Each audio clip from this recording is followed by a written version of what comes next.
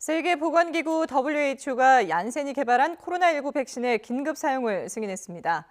일부 접종자에게 혈전이 형성됐다는 보고로 일부 국가에서 사용이 중단된 아스트라제네카 백신에 대해서는 백신 사용을 중단할 이유가 없다고 밝혔습니다. 국제부 연결해서 알아보겠습니다. 이동원 기자. 네, 국제부입니다. 예. 자, 먼저 얀센 백신에 대한 긴급 사용 승인 소식부터 전해주시죠.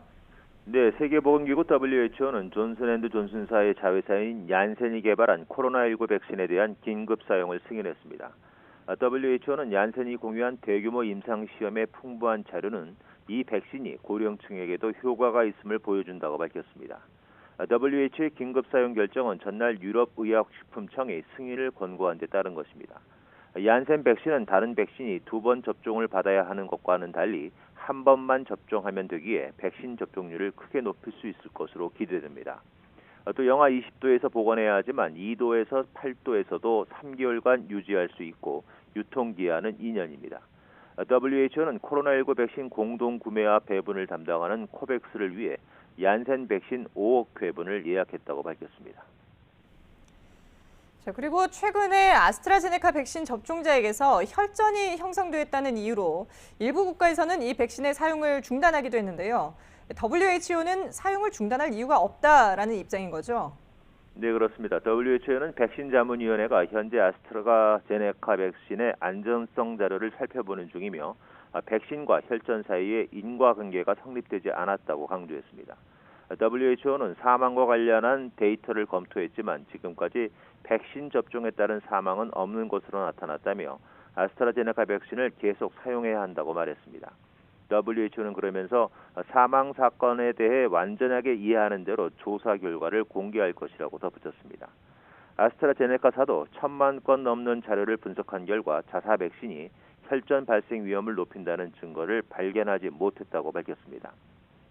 오스트리아와 이탈리아에서는 아스트라제네카 백신 접종 후 혈액이 응고됐다는 사례가 신고돼 특정 제조 단위의 백신 접종이 중단됐고 불가리아와 덴마크, 노르웨이와 아이슬란드는 혹시 모를 사태에 대비해 아스트라제네카 백신 접종을 일시 중단했습니다. 16세 이하 청소년들에 대한 코로나19 백신 접종이 몇 주 후에 가능할 것이라는 전망이 나왔는데요. 이건 어떤 내용인가요? 네, 화이자 백신을 생산하고 있는 화이자사의 CEO가 밝힌 내용입니다. 16세 이하 청소년에 대한 코로나19 백신 접종은 지금까지 임상시험 결과가 없어 이루어지지 못하고 있습니다. 화이자사는 지난해 12월부터 12세에서 16세까지 청소년에 대한 추가 임상시험을 진행하고 있는 것으로 알려졌습니다.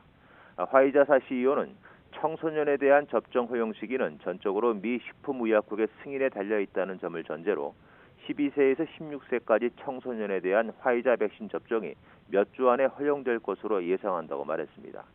또 더 어린 초등학생에 대한 화이자 백신 접종은 연말께 이루어질 것으로 전망했습니다.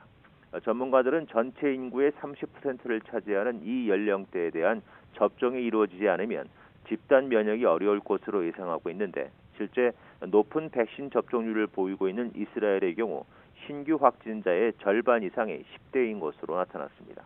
지금까지 국제부에서 전해드렸습니다.